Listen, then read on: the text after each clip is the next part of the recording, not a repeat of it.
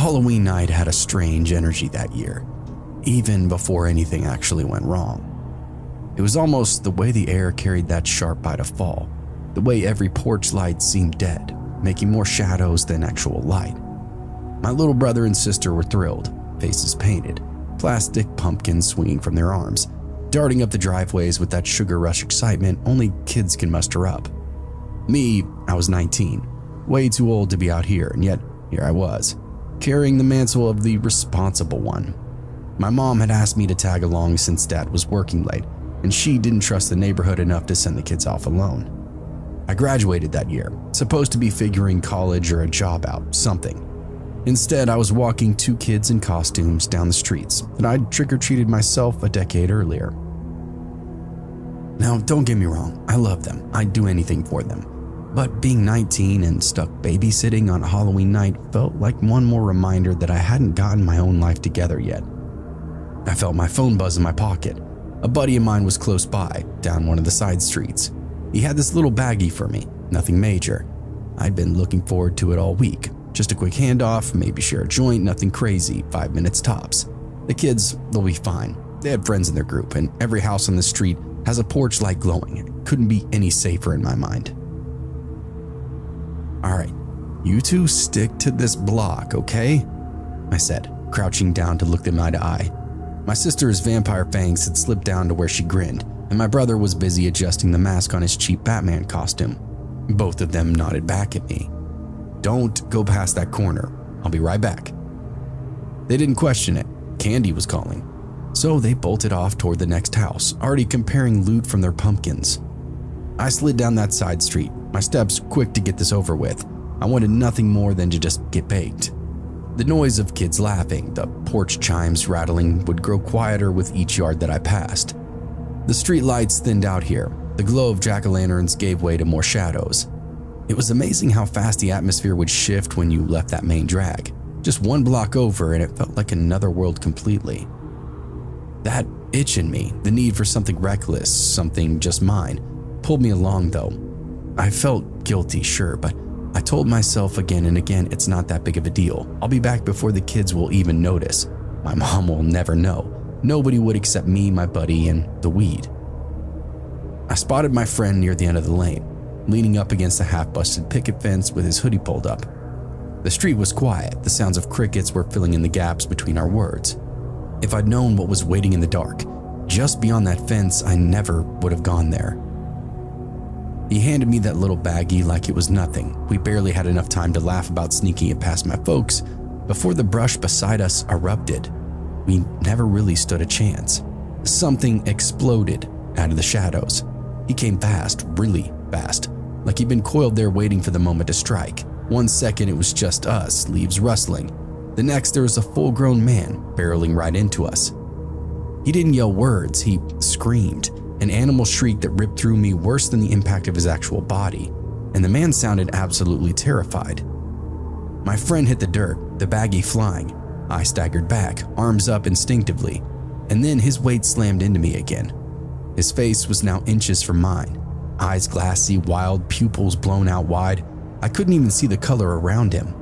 His mouth was foaming. Spit sprang across my cheek as he clawed at my jacket. I shoved him, but he came back twice as strong. His fists weren't controlled punches, they were frantic. He scratched, he bit at the air like a rabid dog. My buddy scrambled up and grabbed the guy by the shoulders, trying to drag him back. For a second, I thought we'd actually get him off of me, but then the man twisted, swinging his elbows and catching my friend across the jaw, so hard that I heard his teeth clack. "What the fuck, man?" my buddy yelled, holding his face. I didn't waste time. I ran my shoulder into that guy's chest, shoving with everything I had. He stumbled backward into the brush, legs tangling up in the branches, and then just like that, he was gone. He disappeared so quickly it was as if it never even happened. I stood there trying to catch my breath. My hands shook as I looked over at my friend. Blood was trickling from his split lip, his hoodie ripped at the shoulder. "What the hell was that?" he said. I couldn't answer because there wasn't an answer. Then, more sounds hit us, screams. Not the wild animal screaming of the man, but the terrified broken sound of children crying out. Shit, my brother, my sister. Every ounce of blood in me immediately turned to ice. "Shit," I whispered. Then I was running. We tore down the lane, shoes pounding the asphalt. I could hear my buddy behind me swearing under his breath, but all I could think about was those screams. Every second counted. Every step felt like I wasn't fast enough. My friend and I were pretty decent-sized dudes, even at 19. It took both of us, everything we had to get that dude off of us. My kids' siblings, they didn't stand a chance, and in my mind, they were already dead. We rounded the corner and I saw them, my siblings, struggling in the man's grip. He had them both, arms like iron bands around their small bodies, dragging them toward a ditch that ran alongside the road. Their candy bags were overturned, chocolate bars and lollipops littering the ground. I screamed at him to let go, and the man didn't even turn his head. He snarled some kind of weird, awful sound, tightening his grip on my brother, dragging him down into the weeds. My sister clawed at his arms, her fangs clattering out of her mouth as he screamed out for me. I didn't think anymore, I just threw myself at him. We crashed into the ditch together. My shoulder screamed with pain as it hit the dirt, but adrenaline kept me moving. I grabbed fistfuls of filthy shirts, yanking him off my siblings, punching wildly. My friend was there too, swinging a rock that he picked up, smacking the guy across the back of the head. The man didn't stop. If anything, he got worse. He clawed at me, fingernails raking against my cheek. I felt the sting of blood, but I still didn't stop. I scrambled free, sobbing while my brother kicked the man in the ribs with the force of sheer panic. I told them to run, to get back, go. But they didn't. They hovered close, too terrified to leave me. The guy lunged again, teeth bared now, like he was gonna bite me. I ducked and drilled him in the ribs. It wasn't a lights-out hit or anything, but it was enough to check him. He stopped and actually gasped out loud, grabbing his stomach, acting human for a brief moment. For a brief moment he stood there, chest heaving, eyes bulging, drool and blood slicking his chin. His body trembled like he couldn't contain the madness within it. And just like that, he bolted, tore off into the woods, crashing through the branches, his screams echoing long after he was gone. The silence that followed was worse than the actual fight. My siblings were clinging to me, both sobbing, their costumes torn, faces streaked with tears and dirt. My brother's voice cracked when he said, "He was gonna take us, he was gonna..." "Don't." I cut him off, pulling them both close. "He's gone, okay? I promise you're okay now, you're okay." But the truth hit me. They weren't okay. I wasn't okay. None of us were. But I guess we were alive. We stood there in the wreckage, candy crushed under feet, the night around us heavy with the weight of what just took place. My friend was leaning up against a fence, pale, blood still seeping from his lip, muttering "Jesus Christ" over and over. "We're going home, now." "Yeah." "You got a phone?" "No, man." "All right, well, walk with us. Let's stay together." Every step we took felt like we were walking through some kind of enemy territory, shadows pressing in on all sides. I kept my siblings in front of me, my buddy trailing behind. I didn't care about the weed, didn't care about my split cheek or the blood on my hands. All I cared about was getting them home. Every rustle of the leaves, every crack of a branch, I was sure he was coming back for us. My little brother clutched my hand so tight that it cut off my circulation. My sister walked on my other side, pressing tight against me, her plastic pumpkin swinging empty and broken. My buddy limped behind, spitting blood into the gutter, glancing over his shoulder every couple of steps. By the time my house came into view, I thought my heart was going to give out. We stumbled inside, slammed the door, and locked it twice. My brother started crying again, loud, heavy sobs. My sister wasn't much better. I tried to sound calm, but my voice shook when I said it's okay. We're home. You're safe. My parents' face went white when they saw us. My mom grabbed my sister, checking her over, while Dad got on the phone with the police. I kept saying the same thing to them. Some guy, he came out of nowhere. He tried to take them. But the words would get caught in my throat. The cops rolled up quick, and for once, sirens were the best sound I'd ever heard. They fanned out through the neighborhood, flashlights sweeping throughout the woods. Less than an hour later, they came back with them. I only caught a brief glimpse as they pushed him into the back of the cruiser. His shirt was torn, his arms were scratched to ribbons from all the brush, his face was streaked with blood and spit. He was still screaming, words jumbled, thrashing like some kind of man possessed. One of the officers shook his head and muttered, Hopped up on God knows what. Lucky you kids got away, huh? Lucky, that's what they called it, but luck didn't explain the way his eyes looked. Those black pits void of reason. Luck didn't really explain how strong he'd been or the way his shrieks cut through the night. That incident ended up defining the rest of the year. My siblings would sleep in our parents' bed for weeks. Me? I'd lie awake, staring up at the ceiling, hearing phantom footsteps outside, knowing now that monsters don't really have to wear masks on Halloween. They're just people. The Autumn Festival was definitely something our town lived for. One night a year when Main Street didn't feel like an actual ghost town. The courthouse steps glowed underneath orange string lights. The smell of cider hung in the air, and every shop front had pumpkins propped up in the windows, scarecrows left and right. You could almost trick yourself into thinking that we were part of some postcard perfect New England hamlet instead of a place where the Dairy Queen had gone under. Not once, but twice. I was stuck running the ring toss booth with 3 of my friends, our quote-unquote volunteer hours for National Honor Society. Mostly, it meant leaning up against the counter, heckling kids who couldn't throw a plastic ring over a 2-liter bottle. The prizes were dollar store junk, but the little ones went wild for them. I pretended to care because, well, that's what you do when you're 17 and don't want to look like a complete waste of space. The street was crowded, families with strollers, couples with styrofoam bowls of chili, the marching band hammering out some screechy version of Sweet Caroline. Booths and vendors lined up on both sides of the road. Cotton candy, face painting, raffle tickets for a quilt made by the Methodist ladies. Above it all, paper lanterns bobbed in the cool October wind. For a while, it was all background noise, the normal. And then I took notice of something. 2 men, I guess they could have been kids, coming down the sidewalk in stiff lockstep. Both wore these crude paper mache masks, which were uncommon. Bulbous noses, lopsided grins, paint smeared on like clown makeup. At first I assumed it had to be part of the festival, right? But nobody else's costume matched up with these guys. They stood out in a way that made me feel very uncomfortable. They were really tall as well, eerily so. Even from across the street where I stood, I could tell something was off about their arms, the way they swung low as hell, hands almost dangling to their knees. Their bodies were narrow, compressed, like somebody had stretched them from head to toe. I immediately felt the hair on my neck stand up, though I couldn't have told you why. When I told this story to a college friend, he told me that I experienced the uncanny valley effect. A woman and child passed by our booth right then, a mom with tired eyes holding her daughter's hand. The girl was carrying a candy apple bigger than her fist, red glaze catching the lamplight. She laughed, tugging at her mom to stop near the petting zoo. Normal, ordinary, safe. What the American experience is all about. The masked men slowed as they passed, their crude grins frozen on us now.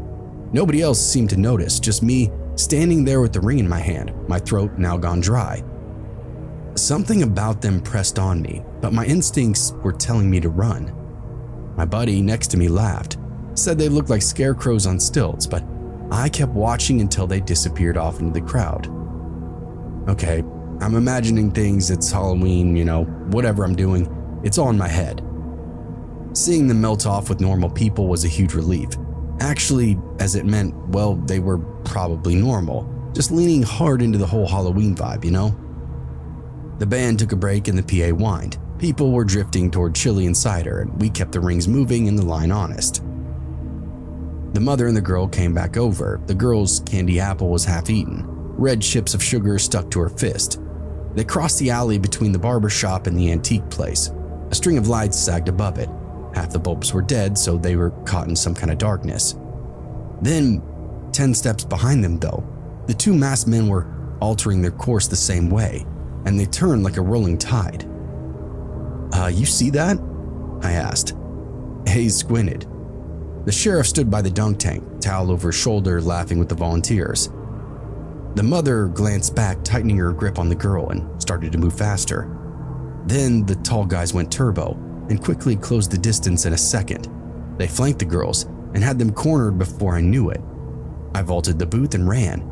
I heard Hayes swear and then followed me. It smelled like candy and popcorn, which was comforting in the moment, but my body was running on pure adrenaline. It was this really weird contrast in the moment. They had the woman up against the wall, her arm across the child, one man leaning up close. When I got closer, the mask wasn't this sloppily crafted thing. It was smooth and chalky, hairline cracks spidering that painted grin. Not a single inch of skin was exposed anywhere, despite all the long, creepy limbs. "Hey, back off," I said. They ignored me. The second man shifted so he could block the view. Hayes quickly grabbed up a folding chair and made like he was going to take a swing. One of the creeps turned around, but really only turning his head all the way around, almost like an owl would, and I couldn't believe what I was watching. Hayes then swung for real, wrestler, no-nonsense kid, and Flex fell from the mask like powder. Under it was the same paste, impacted now, like that's what his face was actually made of. I hooked the girls and hauled off. They folded into me, heavy with fear. The man's hand slid off the mother's shoulders and left this gray smear on her blouse. The guy blocking us snapped this long arm at Hayes and caught his wrist. I heard Hayes scream. The elbow flexed and hyperextended, whatever you call it, and Hayes was reeling with pain. I kicked the man's shin, and I mean I fully blasted him. I heard him grunt and he let Hayes go, then all of us retreated back to that ring toss booth. We pushed back into Maine. The crowd turned toward the noise now. A dad in a ball cap ran up with his hands balled up. A vendor grabbed this metal ladle like a weapon. Our principal then charged through, palms out, barking orders. Soon, a little posse of defenders had formed and started to circle those two guys. The tall men moved in these short, rapid steps that ate up the distance quickly. It was almost like watching crabs walk. One of them hit the deputy who had sprinted over from the dunk tank. He knocked the officer into the bushes and then jumped on top of him, blows raining down. I was closest. I started to move in, which ended up being a big mistake. The second tall man slapped me in the ribs unbelievably hard. I can't even explain how. Pain then flared up and I doubled over. It was almost like getting hit with a brick. Hayes hauled me up and dragged me back to the booth, and the others cut in and circled. The little girl was now sobbing, and the mother kept whispering to her that it's okay. People flooded the alley and froze when they saw the faces. They didn't have weapons or anything. It was just how creepy they looked up close. People were calling for them to freeze, hold up, stand down, but nothing was getting through to them. They resorted to threats and still didn't get any kind of response. A folding chair then arced through the air, pinged off one of the masked men. The guy didn't stumble an inch though, and they moved toward the park end of Maine where the pines stood tall and dark. A plastic perimeter fence ran the end of the line, and the men didn't jump it. They slipped through the gaps, just off the ground, bodies flattening and sliding. The fence didn't make a sound as they passed through it. A deputy fired off into the tree line, a shot that cracked and vanished into the pines. Then, noise rushed back. A generator stuttered. People screamed. We couldn't believe this idiot had just discharged a firearm, but after seeing that, I guess I don't really blame him. The mother sank to the curb, cradling her baby. Her blouse had that gray streak that flaked when she moved. The sheriff took everything in and barked out orders. Cones went up, police tape, radios. He tried drunks in masks, and it sounded weak. The deputy had gotten beaten down and didn't make eye contact with anybody. The statements had come in. They were tall and local. They weren't human. The mask wouldn't come off. Somebody swore they heard a laugh and it sounded robotic, and others said there'd been no sound at all when they came in. It had everybody on this Men in Black thing for a while. EMTs would ice Hayes' elbow and taped it up. They checked me and pressed a cold pack to my ribs. They wrapped the girl up in a foil blanket and coaxed her into sipping a bottle of water. She kept staring at the alley mouth, eyes blown wide like somebody had seen the other side of reality. By the time they got lights and bodies ready to search, the pines had already swallowed up any sign of them. The perimeter fence looked intact unless you peered up close, where a faint gray dust would paint some of the gaps.